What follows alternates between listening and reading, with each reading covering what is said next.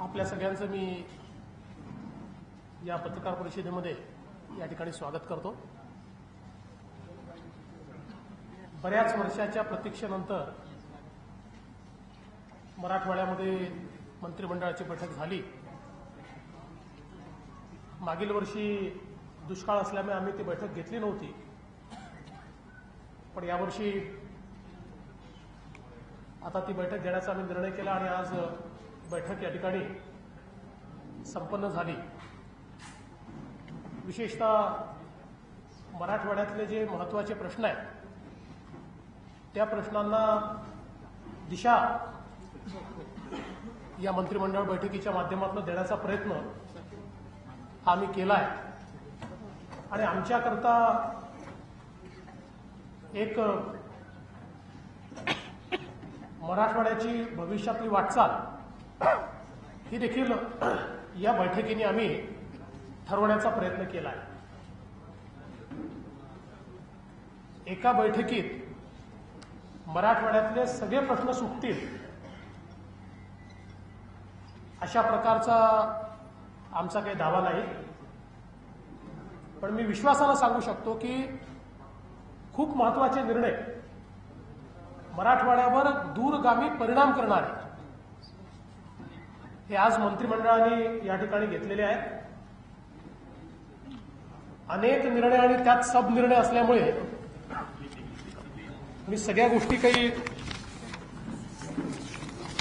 पूर्णपणे मी त्या ठिकाणी सगळ्या गोष्टी सांगू शकणार नाही। काही तुम्हाला लेखी देखील आम्ही नंतर देण्याचा प्रयत्न या ठिकाणी करू। सगळ्यात पहिल्यांदा मराठवाड्यामध्ये जी अतिवृष्टी झाली, या अतिवृष्टीमध्ये प्राथमिक अंदाज असा आहे की जवळजवळ 10 लाख हेक्टरवरचं सोयाबीन आणि अंदाजे 5 लाख हेक्टरवरची इतर पिकं, म्हणजे तूर आलं, कुठे कापूस आला, असं 15 लाख हेक्टरच्या पिकांचं नुकसान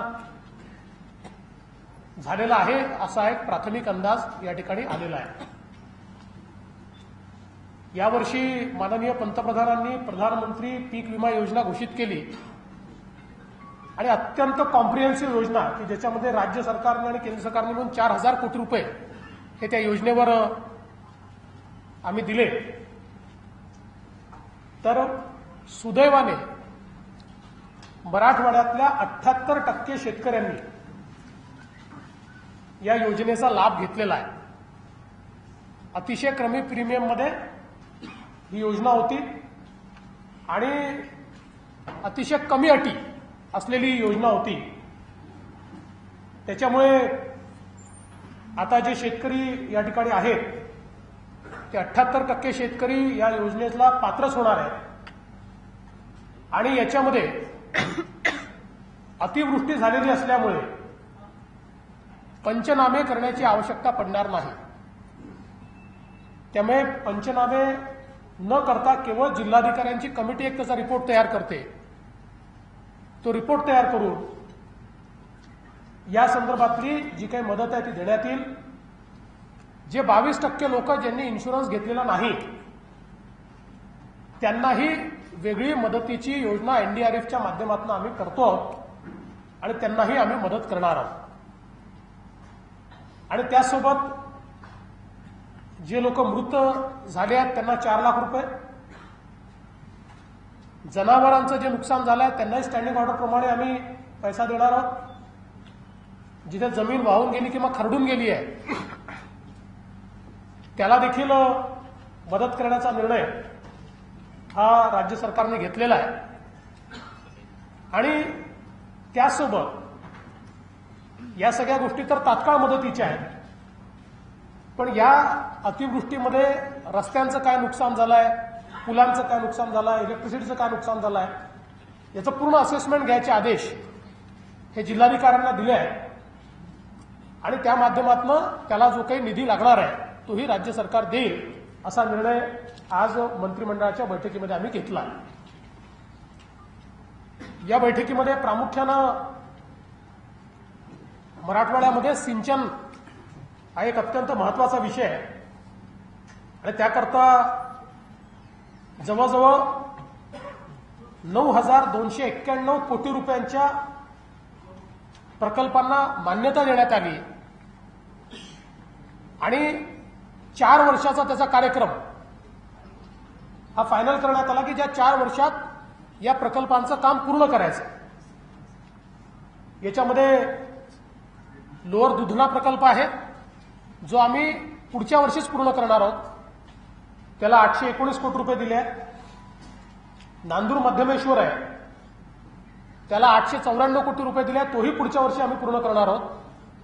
बरोबर आहे महाजन साहेब? पुढच्या वर्षी पूर्ण करणार आहोत. आणि एक सगळ्यात महत्वाची मराठवाड्याची मागणी, कृष्णा खोऱ्याचं पाणी जे मराठवाड्याला मिळालं पाहिजे या संदर्भातला आपल्याला कल्पना आहे की 2012 साली एक लवादाचा निर्णय आला आणि जी नीरा भीमा स्थिनीकरणची योजना आहे त्या योजनेवर प्रश्नचिन्ह निर्माण झालं. त्याच्यावर आता आपण कोर्टात भांडतो. पण आज जे पाणी आपल्याला उपलब्ध आहे आणि जे हक्काचं आहे ते पाणी हे आणण्याच्या दृष्टीनं 4,800 कोटी रुपयाच्या प्रकल्पाला मान्यता देण्यात आली आणि हे 4,800 कोटी रुपयाचे प्रकल्प 4 वर्षात पूर्ण करायचे. आणि याकरता मंत्रिमंडळाने हा निर्णय घेतला आहे की राज्यपालाच्या सूत्राच्या बाहेर हा प्रकल्प ठेवण्यात येईल आणि त्याला पूर्ण पैसे हे उपलब्ध करून देण्यात येतील. कारण एवढा मोठा प्रकल्प जर राज्यपालांच्या सूत्रात घेतला तर त्याला 100 आणि 200 कोटी रुपयेच मिळतील. त्यामुळे राज्यपालांना विनंती आम्ही करतो, मंत्रिमंडळाने तसा निर्णय केला आहे. सूत्राबाहेर ठेवून 4 वर्षामध्ये हे पाणी उस्मानाबाद आणि बीड जिल्ह्यामध्ये आणण्याच्या संदर्भातला कालबद्ध कार्यक्रम आणि त्याला पूर्ण निधीची उपलब्धता ही आम्ही केली आहे. ऊर्ध्व पैनगंगा आणि कुंडलिका या 2 प्रकल्पांकरता 1,730 कोटी रुपये आणि इतर छोटे छोटे अनेक प्रकल्प आहेत. त्यातले 38 प्रकल्प जे आपण पुढच्या 2 ते 3 वर्षात पूर्ण करू शकतो. अशा प्रकल्पांकरता 1,048 कोटी असे 9,299 कोटी रुपये हे सिंचन प्रकल्पांकरता मराठवाड्यातल्या देण्याचा निर्णय झाला आहे.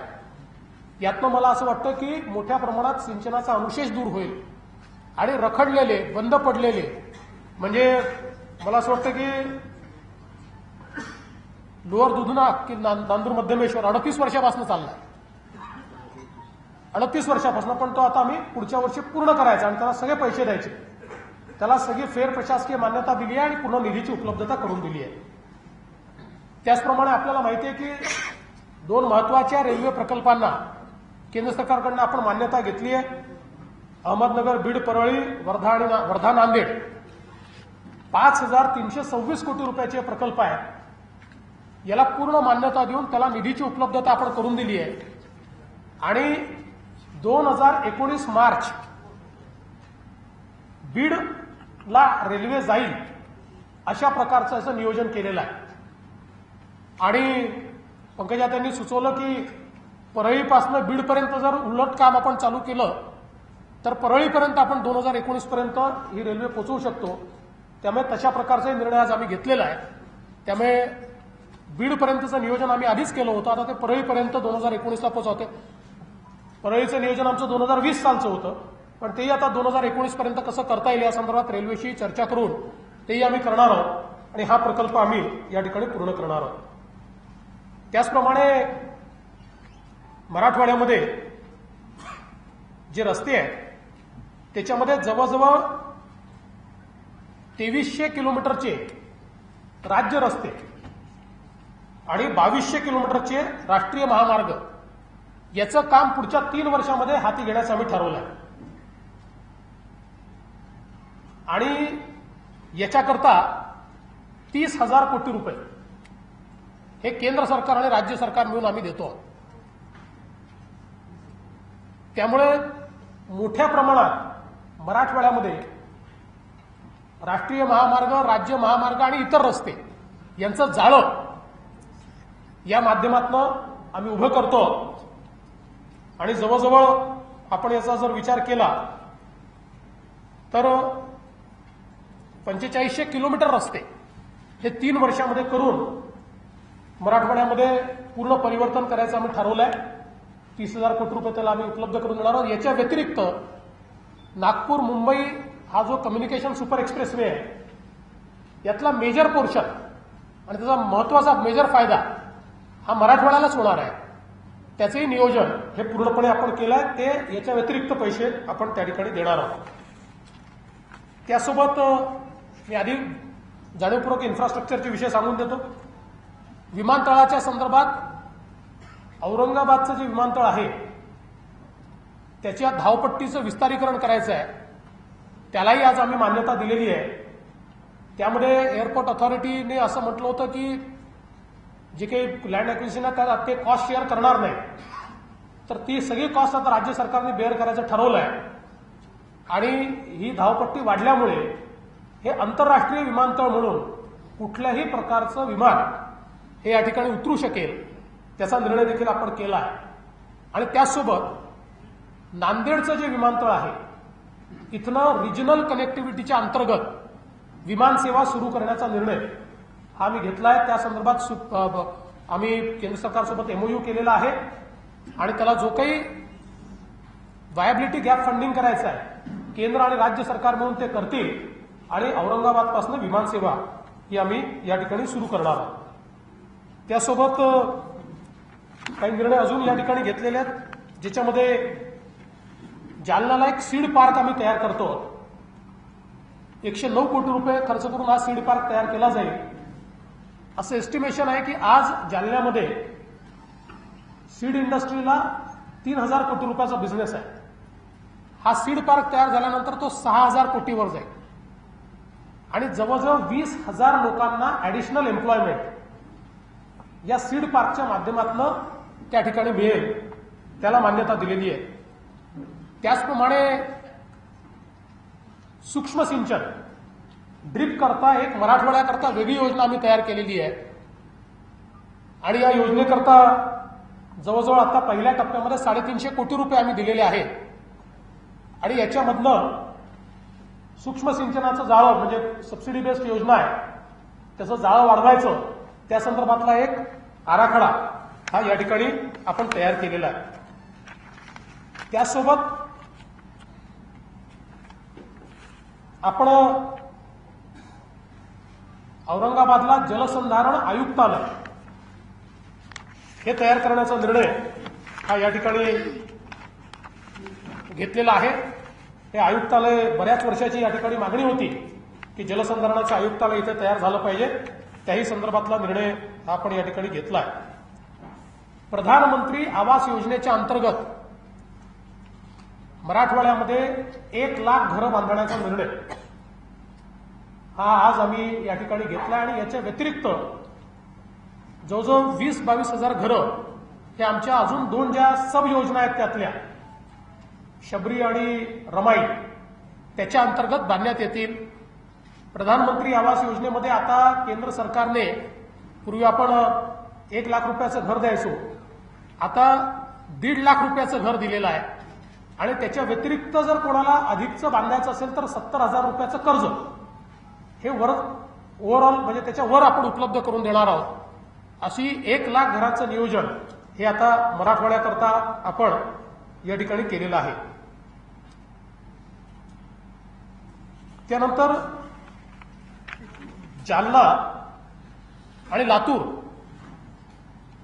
या 2 ठिकाणच्या तंत्रनिकेतन जे आहेत त्याचं अपग्रेडेशन करून त्याला आपण अभियांत्रिकी महाविद्यालयामध्ये कन्व्हर्ट करतोय. त्या ठिकाणी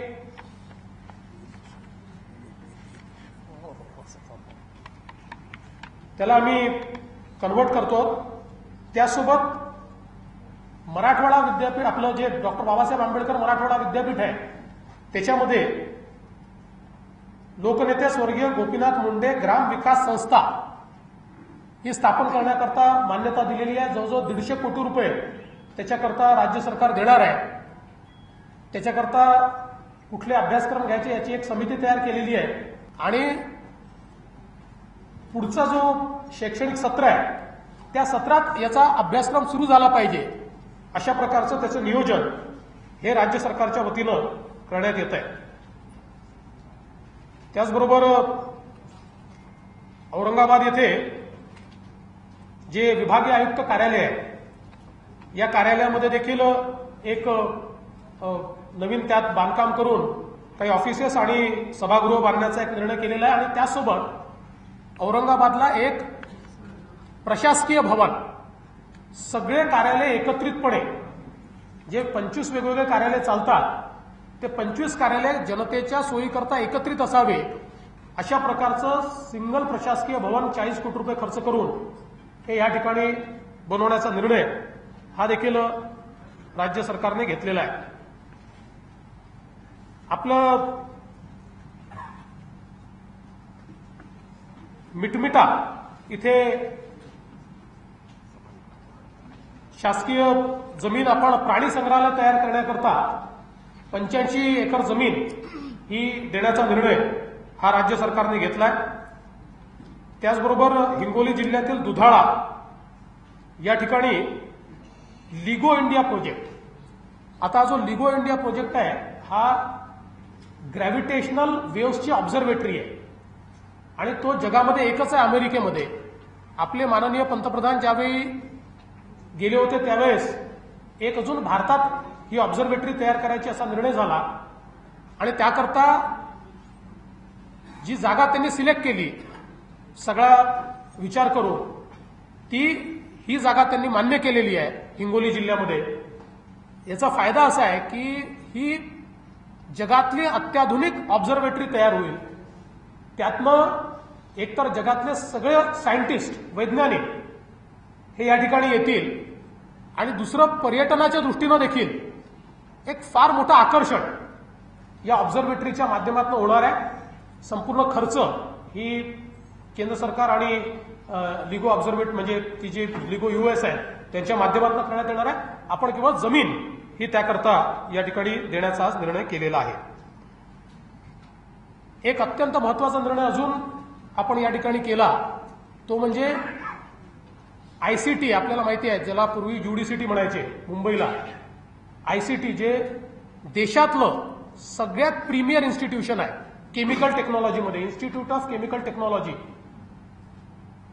त्याची शाखा ही मराठवाड्यामध्ये उघडण्याकरता आम्ही आज त्या ठिकाणी मौजा सिरसवाडी या ठिकाणी 200 एकर शासकीय जमीन ही देण्याचा निर्णय केलेला आहे. आणि मला असं वाटतं की वर्ल्ड रेप्यूटचं, म्हणजे हे नॅशनल रेप्यूटचं नाही, वर्ल्ड रेप्यूटचं आयकॉनिक इन्स्टिट्यूशन. आणि आज आपल्याला माहिती आहे की सगळ्यात जास्त डिमांड ही केमिकल टेक्नॉलॉजीमधल्या ग्रॅज्युएट्सची आहे. इतक्या मोठ्या प्रमाणात त्याची कमतरता आहे की म्हणजे तिथनं पास आउट झालेल्याला नोकरी मिळणं नाही, त्याला शोधत असतात की कधी बॅच पासआउट होते. त्यामुळे हा फार महत्वाचा निर्णय मला असं वाटतं की मराठवाड्याकरता एक आयकॉनिक इन्स्टिट्यूशन ही या निमित्ताने आम्ही दिलेली आहे. मराठवाड्यामध्ये वृक्ष आच्छादन वाढवण्याच्या दृष्टीनं आमच्या वनमंत्र्यांनी काही निर्णय घेतले. त्यात ग्रीन आर्मी, ग्रीन बटालियन ही या ठिकाणी कॉन्स्टिट्यूट करण्यात येणार आहे. आपले जे आर्म फोर्सेस आहेत त्या आर्म फोर्सेसमध्ये ग्रीन बटालियन तयार केली जाते त्यांच्या खाली, आणि ती ग्रीन बटालियन ही वृक्षराजी वाढवण्याचं काम करते. तर ती मराठवाड्याकरता तयार करण्यात येणार आहे. आणि दरवर्षी 200 हेक्टर जमिनीवर जंगल तयार करण्याचं काम ही बटालियन त्या ठिकाणी काम करेल. आणि या बटालियनचा आजपर्यंतचा अनुभव असा आहे की 80% त्यांचा सक्सेस रेट असतो. म्हणजे ते जे काही वृक्ष लावतात तर 80% त्याचा सक्सेस रेट असतो. अतिशय चांगली अशा प्रकारची बटालियन आहे. याच्यामध्ये मराठवाड्यामध्ये 40,000 माजी सैनिक आहेत. त्या माजी सैनिकांनाही याच्यामध्ये समाविष्ट करून देण्यात येणार आहे आणि त्याला आपले डिफेन्स मिनिस्टरनी मान्यता ही दिलेली आहे.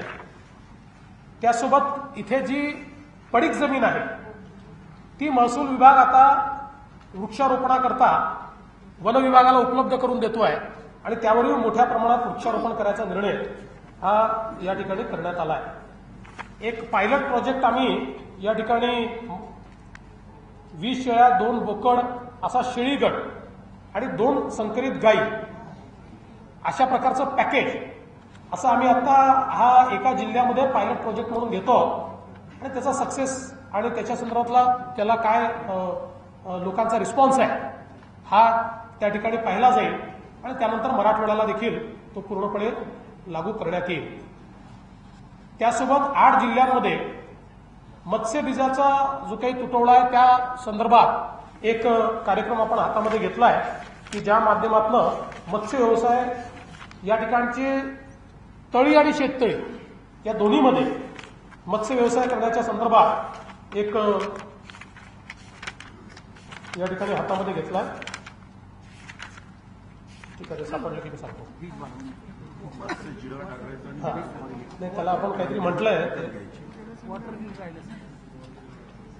त्यानंतर औरंगाबादला जी कॅन्सर इन्स्टिट्यूट आहे त्याला स्टेट कॅन्सर इन्स्टिट्यूटचा दर्जा देण्यात येणार आहे आणि 120 कोटी रुपये खर्च करून राज्यातली सगळ्यात अद्ययावत व्यवस्था कॅन्सरच्या संदर्भात ही औरंगाबादच्या कॅन्सर हॉस्पिटलमध्ये करण्यात येणार आहे। या 120 कोटी रुपयांपैकी 40 कोटी 48 कोटी राज्य सरकार देणार आहे आणि उरलेले केंद्र सरकार देणार आहे। त्यानंतर उस्मानाबाद येथे शासकीय वस्तू संग्रहालयाची एक नवीन इमारत तयार करण्याचा निर्णय घेण्यात आला। आपल्याला माहिती आहे की त्या ठिकाणी आज वस्तू संग्रहालय आहे। 35,000 आर्टिफॅक्ट किंवा वस्तू त्या ठिकाणी आहेत आणि ते एक खूप मोठं सेंटर ऑफ अट्रॅक्शन होऊ शकतं।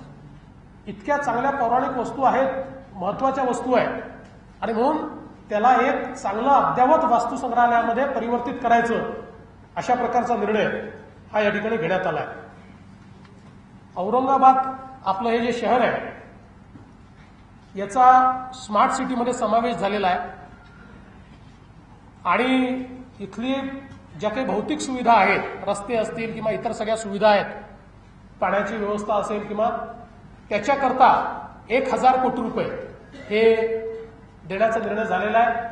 500 कोटी रुपये केंद्र सरकार देईल, 500 कोटी रुपये राज्य सरकार देईल। त्यातले 250 कोटी हे महानगरपालिकेने द्यायचे आहेत, पण आम्हाला महानगरपालिकेच्या परिस्थितीची कल्पना असल्यामुळे राज्य सरकारने हा निर्णय घेतला आहे की महापालिकेच्या हिस्स्याचे 250 कोटी रुपये देखील हे राज्य सरकारच या ठिकाणी देणार आहे आणि 1,000 कोटी रुपये आम्ही हे देणार आहोत आणि प्लस इथे आयटी इन्फ्रास्ट्रक्चर तयार करण्याकरता HP सोबत करार केलेला आहे आणि 600 कोटी रुपयापर्यंतची गुंतवणूक स्मार्ट सिटीतला जे आयटी कंपोनंट आहे त्याकरता HPच्या माध्यमातून हेल्मेट पॅकर्ड जी कंपनी आहे त्यांच्या माध्यमातून ते त्यात गुंतवणूक करणार आहे। असं एक मोठा कार्यक्रम या शहराचं सगळं चित्र बदलण्याच्या दृष्टीने आपण हातामध्ये घेतला आहे। त्याचप्रमाणे याला युनेस्को हेरिटेज म्हणून घोषित करण्याकरता, जागतिक वारसा शहर म्हणून घोषित करण्याकरता आवश्यक ती सगळी कारवाई आम्ही पूर्ण करणार आहोत। त्यालाही आज मान्यता देण्यात आलेली आहे आणि तिसरी मान्यता अशी दिली आहे की आपल्याला माहिती आहे केंद्र सरकारची हृदय योजना आहे हेरिटेज सिटींकरता। आतापर्यंत 12 शहरं त्यांनी याच्यामध्ये घेतलेली आहेत, ज्यामध्ये ओल्ड सिटी एरिया जो असतो त्याचं पूर्ण पुनरुज्जीवन, तिथे सोयी करणं, हेरिटेज स्ट्रक्चरचं कन्झर्वेशन असा एक बृहत कार्यक्रम, लेण्या वगैरे सगळ्या ज्या आहेत त्याचं कन्झर्वेशन। तर आज हाही निर्णय केलेला आहे की केंद्र सरकारकडे आम्ही आज हृदय शहरांमध्ये महाराष्ट्रातलं औरंगाबाद हे शहर सामील करण्याच्या दृष्टीनं आज आम्ही प्रस्ताव मंजूर केलेला आहे आणि ते झालं तर मला असं वाटतं की एकीकडे स्मार्ट सिटी आणि दुसरीकडे हृदय सिटी यातनं शहराचं खूप मोठ्या प्रमाणात जे काही परिवर्तन आहे ते होईल। बीड, जालना, उस्मानाबाद आणि परभणी इथे कौटुंबिक न्यायालय स्थापन करण्याचा निर्णय आज आम्ही घेतलेला आहे। त्यासोबत रेशीम हा एक उद्योग आता मराठवाड्यामध्ये पुन्हा आकार घेतोय आणि कमी पाण्यामध्ये जास्त पीक अशा प्रकारचं त्यातनं शेतकऱ्याला फायदा मिळतोय आणि म्हणून याकरता एक रेशीम कोशाची बाजारपेठ ही आम्ही जालना येथे तयार करतोय आणि पलीकडे अजूनही 1-2 जिल्ह्यांमध्ये ती त्याच्यानंतर ही तयार करण्यात येईल. मराठवाड्यामध्ये उद्योगाच्या क्षेत्रामध्ये कृषी उत्पादन आधारित उद्योगाचे क्लस्टर असे एकूण 9 क्लस्टर हे तयार करण्याचा निर्णय केला. 4 क्लस्टरला आम्ही निधी उपलब्ध करून दिला, त्याला मान्यता दिलेली आहे की ज्या क्लस्टरमधनं विशेषतः सूक्ष्म आणि लघु उपक्रम जे आहेत याच्यामध्ये कृषी उत्पादन आधारित अशा प्रकारचे छोटे छोटे उद्योग हे त्या ठिकाणी येतील आणि त्यातनं आपण शेतपिकाला भाव मिळाला पाहिजे अशी जी आपली सातत्याने मागणी असते, तर ती मागणी जेव्हा आपण शेतीच्या पिकावर प्रक्रिया करू तेव्हाच ती मागणी पूर्ण होऊ शकेल आणि म्हणून ही प्रक्रिया सुरू करण्याच्या दृष्टीनं 4 क्लस्टर्स हे तात्काळ या ठिकाणी सुरू करण्याचा निर्णय आमच्या उद्योगमंत्र्यांनी आज त्या ठिकाणी जाहीर केला आहे. त्यासोबत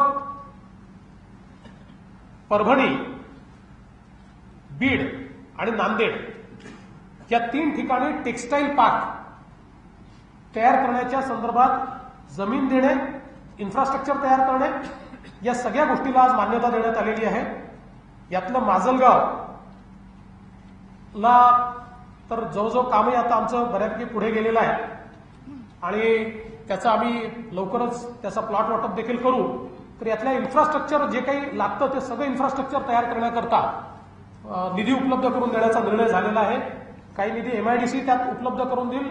एमआयडीसीच्या क्षेत्राबाहेरचा निधी हा राज्य सरकारच्या वतीनं उपलब्ध करून देण्यात येईल, ज्यामध्ये मग मराठवाड्यातलं म्हणजे परभणीचं मी सांगितलं, परभणीमध्ये मराठवाडा विकास मंडळाची 68 एकर जमीन ही आम्ही एमआयडीसीला टेक्सटाईल पार्क करता देतो. माजलगाव जिल्हा बीड व कृष्णूर जिल्हा नांदेड इथे ही उभारणी या ठिकाणी करण्यात येईल. त्यानंतर आज एक अत्यंत चांगली गोष्ट आहे की आपला जो दिल्ली मुंबई इंडस्ट्रियल कॉरिडॉर आपण तयार करतोय डीएमआयसी आणि जी ऑरिक सिटी आपण त्या ठिकाणी तयार करतोय, तर 4 मोठ्या उद्योजकांनी त्याच्यामध्ये आता गुंतवणूक करायचा निर्णय हा घेतलेला आहे. यातले 2 आज उपस्थित होते आणि त्यांनी आमच्याशी एमओयू करून जागेचा संदर्भातलं काय एक्सचेंज किंवा काय ऑफर ही त्या ठिकाणी स्वीकारली आहे. 2 आज पोहोचू शकले नाहीत, तर पुढच्या आठवड्यात येऊन तशा प्रकारचा एमओयू करणार आहे. याच्यामध्ये प्रीमियम ट्रान्समिशन ही जवळपास 50 कोटी रुपयाची गुंतवणूक ते करणार आहेत.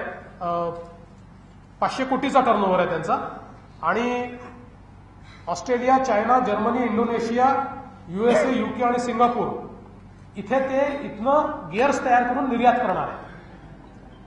त्यानंतर डेलारू ही कंपनी आहे जी 300 कोटी रुपयाची गुंतवणूक या ठिकाणी करणार आहे. त्यांनी चलनी नोटा व सिक्युरिटी प्रिंटिंग छपाईमध्ये ही अग्रेसर कंपनी आहे, तर त्याचाच प्लॅन ते या ठिकाणी टाकतात. कोवेमी ही इटलीमधली कंपनी आहे की जी ऑटोफिल्म तयार करते, ही कंपनी गुंतवणूक करणार आहे. आणि हयात हॉटेल आपल्याला माहिती आहे की जगातले खूप मोठी हॉटेलची चेन आहे, त्यांनी देखील या ठिकाणी हॉटेल तयार करण्याकरता आज एमओयू केला आहे. चांगली सुरुवात आहे. मला असं वाटतं की याच्यानंतर मोठ्या प्रमाणात आपल्याला त्या ठिकाणी उद्योग येताना हे दिसतील. एक अजून महत्वाचा निर्णय या ठिकाणी घेतलेला आहे की मराठवाड्यामध्ये नरेगाच्या अंतर्गत आम्ही एक आता महाराष्ट्र समृद्धी उपक्रम असा उपक्रम हातामध्ये घेतला आहे की ज्याच्यामध्ये कॉन्व्हर्जन्स आम्ही केलेलं आहे मोठ्या प्रमाणात आणि त्या माध्यमातून यावर्षी जवळजवळ 25,000 शेततळ्यांचा कार्यक्रम हा या ठिकाणी घेण्यात येणार आहे. आणि आता प्रामुख्याने बदल असा केलाय की 1 मीटरपर्यंत हाताने खुदाई केल्यानंतर, कारण कठीण भाग आहे, उर्वरित काम हे मशीननी करता येणार आहे. जिथे कठीण भाग आहे आणि जिथलं सर्टिफिकेशन केलं आहे त्या ठिकाणी, त्यामुळे वेगानं म्हणजे रोजगारी उपलब्ध होईल आणि मत्ताही तयार होईल. अशी 25,000 शेततळी ही यावर्षी मराठवाड्यामध्ये आम्ही तयार करायचा निर्णय केलाय। त्यासोबत 36,500 वैयक्तिक सिंचन विहिरी या तयार करण्याचा निर्णय या ठिकाणी केलेला आहे। आणि हिंगोली जी आहे, आपल्याला माहिती आहे की हिंगोलीच्या संदर्भात जीएसडीएने असा रिपोर्ट दिला आहे की या ठिकाणी वॉटर टेबल चांगला आहे, इथे सरफेस इरिगेशन हे होऊ शकत नाही आणि म्हणून हिंगोलीमध्ये 10,000 विहिरी वैयक्तिक या आम्ही देणार आहोत आणि त्या माध्यमातून मोठ्या प्रमाणात म्हणजे जवळजवळ 3 वर्षामध्ये त्या ठिकाणी 4.5 लाख हेक्टर जमीन ही सिंचनाखाली येईल वैयक्तिक विहिरींच्या माध्यमातून। अशा प्रकारचं नियोजन हे हिंगोली जिल्ह्याचं या ठिकाणी केलं आहे। त्यातल्या 10,000 विहिरी यावर्षीच आम्ही हिंगोली जिल्ह्याला देतो। त्यासोबत 25,000 हेक्टरमध्ये फळबागा तयार करण्याचा निर्णय आपण घेतलेला आहे आणि या फळबागांकरता जे अनुदान पूर्वी आपण द्यायचो ते दुप्पट करायचा निर्णय आपण घेतलेला आहे। म्हणजे आंब्याच्या बागांकरता जिथे आपण 91,000 द्यायचो ते आता 1,82,000 आपण देणार आहोत। असं सगळं जवळजवळ दुप्पट हे अनुदान करण्याचा निर्णय आपण केलेला आहे। यातनं मराठवाड्यामध्ये 25,000 हेक्टरवर फळबागा तयार करण्याचं काम होईल आणि साधारण 1,845 कोटी रुपये हे या 3 प्रोजेक्ट्सवर खर्च करण्याचा निर्णय हा राज्य सरकारच्या वतीनं या ठिकाणी घेण्यात आलेला आहे। त्यानंतर एक म्हैसाळ सुलीभंजन वेरूळ खुलताबाद असा एक पर्यटन आराखडा तयार करण्यात आलाय, त्याला मान्यता देण्यात आलेली आहे 453 कोटी रुपयाचा। म्हैसमाळ 453 कोटी रुपयाचा हा विकास आराखडा या ठिकाणी तयार करण्यात आलाय। आपल्याला माहिती आहे की 3.5 शक्तीपीठापैकी एक असलेला माहूरगड जे आहे त्याचा जवळजवळ 232 कोटी रुपयाचा विकास आराखडा, त्यालाही आज मान्यता जी आहे ती आम्ही या ठिकाणी दिलेली आहे। लातूरमध्ये विभागीय क्रीडा संकुल तयार करण्याकरता मान्यता देण्यात आलेली आहे। त्यानंतर एक महत्वाचा विषय या ठिकाणी मराठवाड्यामध्ये वॉटर ग्रीड तयार करण्याच्या संदर्भात आज मान्यता देण्यात आली आणि त्याचा डीपीआर तयार करण्याचे करता निधी पण उपलब्ध करून देण्यात आलेला आहे। या वॉटर ग्रीडच्या माध्यमातून शेती, सिंचन आणि पिण्याचं पाणी या तिन्ही करता हे ग्रीड उपयोगात येईल। शेती, उद्योग आणि पिण्याचं पाणी म्हणायचं होतं। शेती, पिण्याचं पाणी आणि उद्योग या तिन्ही करता ही ग्रीड काम करेल आणि मला असं वाटतं की देशातली अतिशय वेगळ्या प्रकारची अशी ग्रीड ही आपण तयार करण्याची आज मान्यता त्या ठिकाणी आपण देतो आहोत। मोठ्या प्रमाणात यातनं पाण्याचं नियोजन होणार आहे, कारण आपल्याला माहिती आहे मराठवाडा डेफिसिट आहे पाण्यामध्ये, गुंतवणूक यात मोठी आहे, त्याच्याकरता आम्ही निधी उपलब्ध करून देणार आहोत। त्याचा पैशाची उभारणी काही टायअप्स आम्ही त्याच्या संदर्भात करतो आहोत, पण यातला सगळ्यात महत्वाचा भाग त्याचा डीपीआर आहे, कारण तो जर नीट झाला, त्याचं इंजिनिअरिंग आणि सगळ्या गोष्टी या हायड्रोलॉजी फार महत्वाची आहे, तर त्याला थोडासा वेळ लागेल। तो झाल्याबरोबर त्याला मान्यता देण्याचं काम आणि त्यातनं ते काम आम्ही सुरू करणार आहोत। मोठा प्रकल्प आहे। आज मी याकरता क्वांटिफाय करत नाही की डीपीआर तयार झाल्यानंतर आज असा निर्णय केला की ग्रीड करायची, त्याचा डीपीआर तयार करायचा आणि डीपीआर मध्ये जी किंमत ठरेल त्या किमतीला मान्यता द्यायची। त्यामुळे आज याची किंमत मी सांगत नाही, पण अतिशय महत्वाचा निर्णय हा या ठिकाणी आपण केलेला आहे। त्यानंतर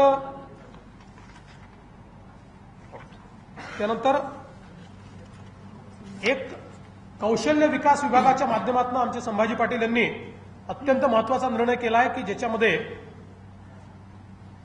शेती विकसित करण्याकरता शेतकऱ्यांच्या मुलांना आणि कुटुंबातल्या महिलांना कौशल्य प्रशिक्षण द्यायचं आणि त्याकरता 5 प्रकारचे कौशल्य प्रशिक्षणाचे कोर्सेस हे तयार केलेले आहेत, त्याच्या संस्था तयार केलेल्या आहेत, ज्याच्यामध्ये कृषी यांत्रिकीकरणाचे कौशल्य विकासाद्वारे प्रशिक्षण, कृषी उत्पादन विक्रीकरता मोबाईल ॲपच्या माध्यमातून व्यवस्था, मृदा संवर्धन आणि मृदा तपासणी याचं स्किल डेव्हलपमेंट आणि शेतीला पूरक असलेला जे जोड व्यवसाय त्याचं कौशल्य प्रशिक्षण असा एक मोठा कार्यक्रम 8 जिल्ह्यांमध्ये हा कार्यक्रम सुरू केला जाईल. आता लगेच तात्काळ पायलट बेसिसवर 8,000 मुलांना प्रशिक्षित करायचं ठरवलं आहे आणि याला लगेच स्केल अप देखील केलं जाईल. याकरता सगळे कृषी महाविद्यालय यांच्याशी देखील टायअप केलेलं आहे. वेगवेगळ्या ज्या आता अस्तित्वात आलेल्या संस्था आहेत त्यांच्यासोबत टायअप करून हा एक अत्यंत महत्वाचा कार्यक्रम या ठिकाणी आपण हातामध्ये घेतो. शेतमालावर प्रक्रिया, पॅकेजिंग, व्हॅल्यू चेन अशा अनेक गोष्टी त्याच्यामध्ये घेतलेल्या आहेत आणि विशेषतः मराठवाड्यामध्ये महिला आणि मुलींना स्किल सखीच्या माध्यमातून प्रशिक्षण द्यायचं. आत्महत्याग्रस्त जे जिल्हे आहेत त्याच्याकरता एक मोठा कार्यक्रम आम्ही तो तयार केला UNDP आणि मविमच्या माध्यमातून आणि एकेका जिल्ह्यामध्ये 5,000, 7,000, 7,000 महिलांना पहिल्या टप्प्यामध्ये आम्ही प्रशिक्षण देतो आणि जवळजवळ 25-30 हजार महिलांना असं प्रशिक्षण देण्यात येणार आहे. त्याची एक स्वतंत्र नोट आपल्याला देतो. त्याचे डिटेल आता मी सगळे काही या ठिकाणी सांगत नाही. एक या ठिकाणी या शहरावर शिवसेना प्रमुख माननीय बाळासाहेब ठाकरे यांचं प्रचंड प्रेम होतं आणि म्हणून त्यांचं एक स्मारक या ठिकाणी व्हावं अशा प्रकारची सातत्याने मागणी होती. त्याला 7 हेक्टर जमीन देऊन 10 कोटी रुपये सुरुवातीला त्याला देण्याचा निर्णय देखील या ठिकाणी घेण्यात आलेला आहे. 7 हेक्टर चुकत असेल ना, एकर असेल किंवा हेक्टर असेल म्हणजे ते सांभाळून घेते. बरोबर आहे.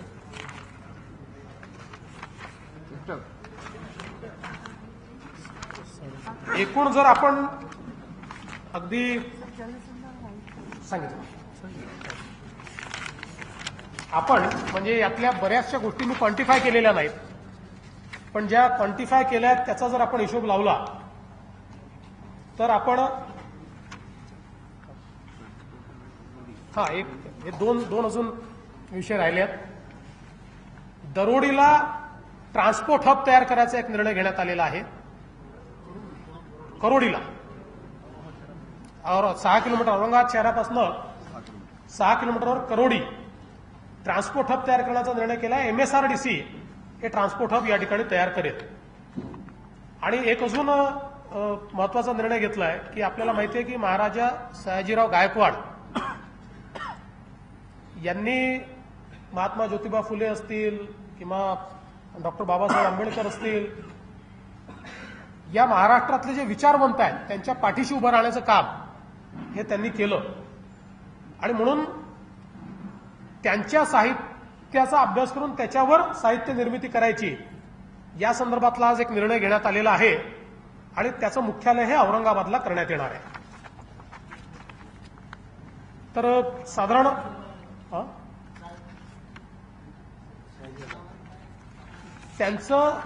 त्यांच्यावर अभ्यास करून साहित्य निर्मिती करण्याच्या संदर्भात,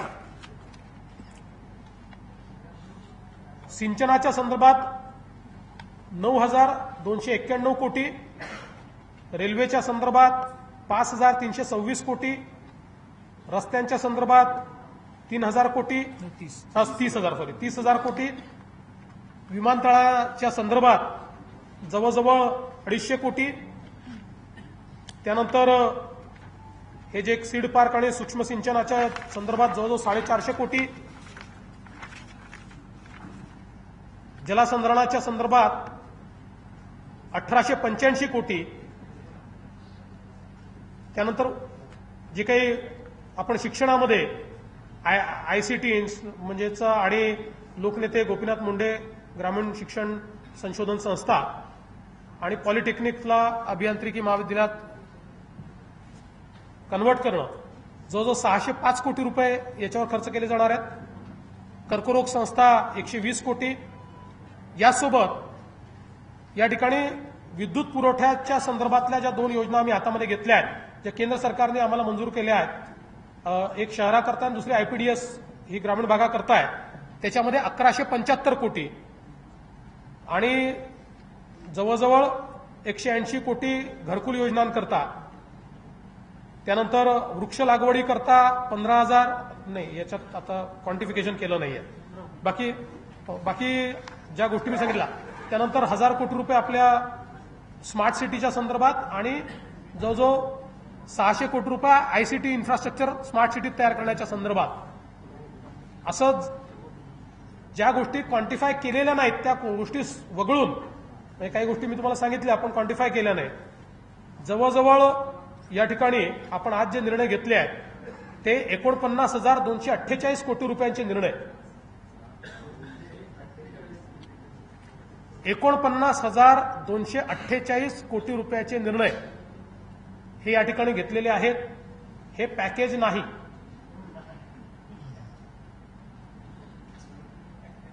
कालबद्ध कार्यक्रम तयार केलेला आहे. विभाग ठरलेला आहे.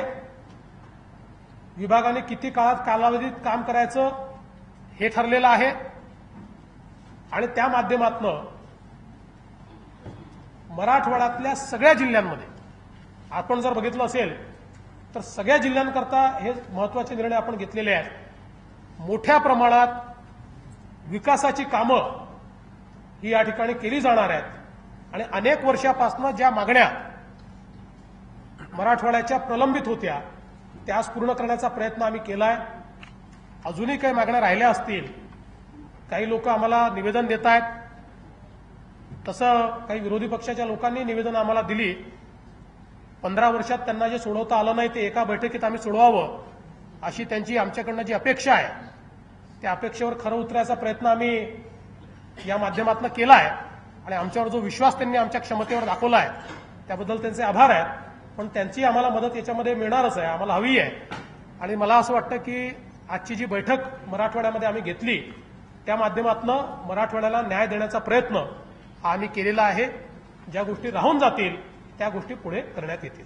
आज जेवढे तरतूद आपण घोषित केली रस्ते सिंचन पाणी वगैरे जे काही हे जे पैसे मागच्या बजेटमध्ये जे घोषणा केली होती ते याच्यामध्ये इन्क्लूड आहेत का? नाही. कालबद्ध कार्यक्रमाबद्दल 2009 मधल्या कॅबिनेट मिटिंगमध्ये अशा पद्धतीनं 3 वर्षाचा कालबद्ध कार्यक्रम ठरवून दिला होता आणि त्यावेळेसही अशाच मोठ्या घोषणा करण्यात आल्या होत्या. प्रत्यक्षात 3 वर्षानंतर त्याचा आउटपुट काही दिसलं नाही. तुम्ही अंमलबजावणीसाठी कालबद्ध कार्यक्रम ठरवला अंमलबजावणीसाठी काही स्पेशली हे तयार केले का? आणि त्याला जोडून 49,000 कोटी आहे हा 4 वर्षांचा कालबद्ध कार्यक्रम 4 वर्षाचा कालबद्ध कार्यक्रम आहे. यातल्या काही 2 वर्षात गोष्टी होणार आहेत, काही 3 वर्षात होणार आहेत, काही 4 वर्षात होणार आहेत. आणि फरक काय अंतर काय ते सांगतो. जसं आता जे सिंचनाच्या संदर्भात आम्ही सांगितलं फायनान्शियल टायअप केल्यानंतर सांगितलं म्हणजे त्यातल्या मॅक्सिमम गोष्टींना आता आम्ही नाबार्डकडनं कर्ज उपलब्ध करून घेतलेलं आहे. त्यानंतर इथे घोषणा केलेली आहे. किंवा रस्त्यांच्या संदर्भात त्याचं नियोजन केलेलं आहे. केंद्र सरकारकडनं जे रस्ते आहेत म्हणजे जे राज्यच करतो पण केंद्रातनं निधी मिळणार आहे त्याची मान्यता मिळाल्यानंतर या ठिकाणी आपण घोषणा करतोय. किंवा राज्याच्या बजेटमधनं आणि अॅन्युटीतनं ज्याचं प्लॅनिंग आपण केलेलं आहे आणि जे आपला पुढच्या काळामध्ये त्याचे टेंडर आपण काढणार आहोत तशा गोष्टी आपण या ठिकाणी अनाऊन्स केलेल्या आहेत.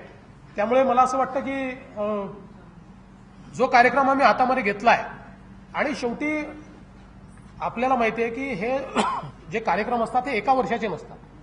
हे 3 ते 4 वर्ष या कार्यक्रमांना लागतात. पण हे सगळे कार्यक्रम सुरू योग्य वेळी होतील. त्याला अर्थपुरवठा योग्य वेळी मिळेल. विशेषतः सिंचनाच्या संदर्भात तर आम्ही हा निर्णय केला की ज्यावेळी आम्ही फेर प्रशासकीय मान्यता दिली त्यात 2 अटी आहेत. पहिली अट आहे वेळेत प्रकल्प पूर्ण झाला पाहिजे आणि दुसरी अट आहे की त्याची किंमत वाढता कामा नये.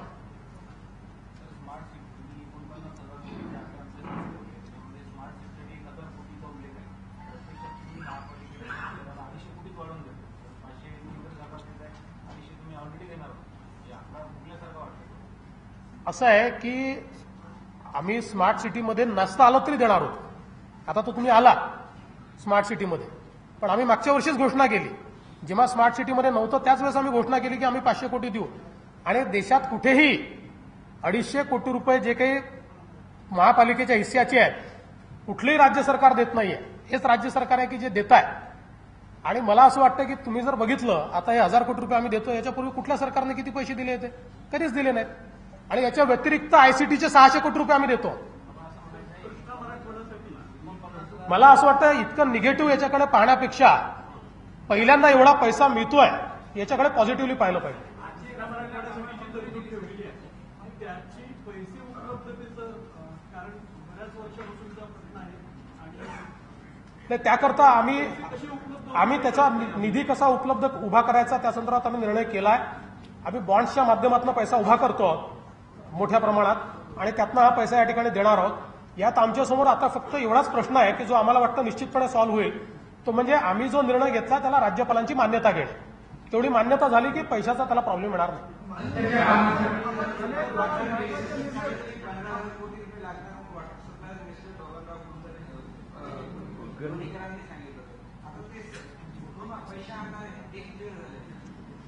असं आहे, त्याचाही मी मगाशी उल्लेख केला की त्याचा डीपीआर झाल्यानंतर त्याला फायनान्शियल टायअप आम्ही करू. मागच्या वेळेस प्रतिसाद मिळाला नाही, पैसे 50,000 कमी होतात म्हणून किंमत वाढवणार आहात आपण. आपल्या जो कोणी विचारला आपल्याला जी माहिती चुकीची आहे. प्रचंड प्रतिसाद मिळालेला आहे. जो लक्ष्यांक ठरवला होता त्यापेक्षा जास्त लोकांनी त्याला अप्लाय केलं, जास्त लोकांचे वर्क ऑर्डर झाले आणि जास्त कामं पूर्ण होत आहेत. आणि त्याच्या व्यतिरिक्त ती स्कीम आहेच. ही जी स्कीम आहे नरेगाची की ज्यामध्ये आता आम्ही मशीन देखील अलाउ केली आहे, याला 50,000चं सिलिंग नाहीये. मराठवाड्यामध्ये बेड रेशोवरील 331 गावांचा पुनर्वसनाचा प्रश्न अनेक वर्षापासून प्रलंबित आहे. आताच्या पावसामध्ये वर्धापूरमध्ये अनेक गावांमध्ये पाणी गेले, उस्मानाबाद बीड लातूरमध्ये अनेक लोक वाहून गेले. या गावाच्या पुनर्वसनाविषयी आपला काय ठोस कार्यक्रम आहे? आजच्या बैठकीत हा कार्यक्रम नसला तरी तो रेग्युलर कार्यक्रम आमचा आहे. आमचं जे RNR विभाग आहे या विभागाच्या माध्यमातून पूररेषा ठरवणे, पूररेषेतील जे गावं येतात त्यांचं पुनर्वसन करणे असा रेग्युलर कार्यक्रम आम्ही करत असतो. त्या कार्यक्रमाच्या अंतर्गत त्याच्याकडे लक्ष देण्यात येईल.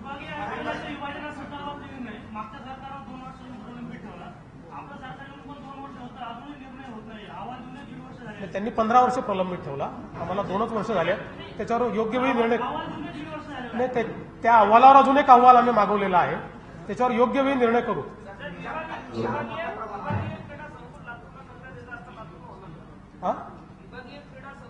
नाही, सगळ्या विभागात आपण विभागीय क्रीडा संकुल करतो. क्रीडा विभागाचे 8 त्यांनी क्रीडा विभागाने अनेक वर्ष 8 विभागामध्ये आपलं विभाजन केलं आहे. त्यात त्यांचा पहिलेपासून लातूर हा विभाग आहे क्रीडा विभागात, आज नाही तयार झालेला. पण लातूर हा एकच विभाग असा आहे की ज्यात क्रीडा संकुल नाही. बाकी 7 विभागात क्रीडा संकुल आहे. म्हणून लातूरलाही ते करायचा निर्णय आम्ही केला. मराठवाड्यामधूनच मराठा आरक्षणाच्या मोर्चाला सुरुवात झाली होती. आज मराठवाड्यात कॅबिनेट झाली आहे, त्याच्या नियोजनाची तयारी काय कॅबिनेट? असं आहे की त्या संदर्भातली सगळी भूमिका मी यापूर्वी स्पष्ट केलेली आहे. राज्य सरकार त्याबाबत पूर्णपणे ओपन माइंडेडली काम करत आहे. सगळ्या समस्या आम्ही ऍड्रेस करणार आहोत. त्या संदर्भातली सगळ्यांची चर्चा करून त्यातले जे काही सोल्युशन्स आहेत ते काढण्याचा प्रयत्न आमचा चाललेला आहे. आता परवा माझ्या घरी एक बैठक जो आम्ही आरक्षणाची जी केस आहे त्या संदर्भात एक आम्ही ऑल पार्टी कमिटी तयार केली होती. त्या कमिटीची देखील बैठक आहे, कारण 12 तारखेपासून ती केस देखील सुरू होते आहे. त्यामुळे मला असं वाटतं की त्या संदर्भात राज्य सरकार पूर्णपणे संवेदनशील आहे. राज्य सरकारने पूर्ण कॉग्निझन्स घेतलेला आहे. त्याच्यावरचं वर्किंग राज्य सरकारने सुरू केलेलं आहे. योग्य वेळी तुम्हाला त्याची माहिती देण्यात येईल.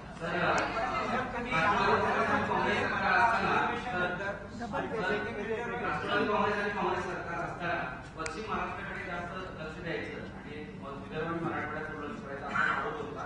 तुम्ही आल्यानंतर असा आरोप होतोय की मराठवाड्यात दुर्लक्ष करताय आणि विदर्भाला जास्त प्राधान्य देत आहे. आता या क्षणाला तुम्ही जे पॅकेज आता जी काही घोषणा केलेली आहे ती घोषणा इतर विभागाशी कशी तुलनात्मक सांगा काय? मला असं वाटतं की तुलना करण्याचं कारणच नाही.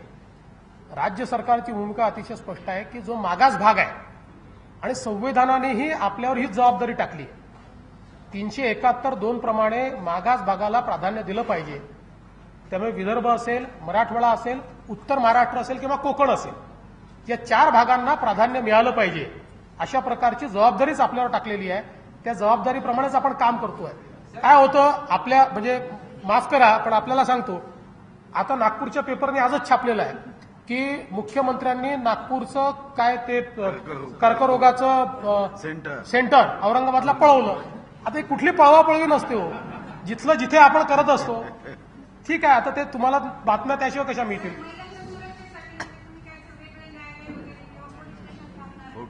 न्याय केली. नाही, आपण असा निर्णय केला की महिलांच्या सुरक्षिततेच्या दृष्टीने सगळ्या पोलीस स्टेशनमध्ये महिला सेल उघडायचा आणि महिलांनी महिलांच्या संदर्भातल्या कंप्लेंट त्या ठिकाणी नोंदवून घ्यायच्या. कारण महिला पोलीस स्टेशन हे जर एक उघडलं तुम्ही तर त्याचं ज्युरिस्डिक्शन इतकं मोठं होईल आणि मग कुठेही केस झाली तर महिलांना त्या पोलीस स्टेशनला जावं लागेल. म्हणून सगळ्या पोलीस स्टेशनमध्ये तशी व्यवस्था आपण केली, ती सुरू झालेली आहे. जवळजवळ 60-70% ठिकाणी सुरू झाले, उर्वरित ठिकाणी आम्ही करतो. मला वाटतं आता पुष्कळ. चला, धन्यवाद, थँक्यू. आता एवढ्या चांगल्या गोष्टी सांगितल्या, जरा चांगलं थोडंसं सांगा.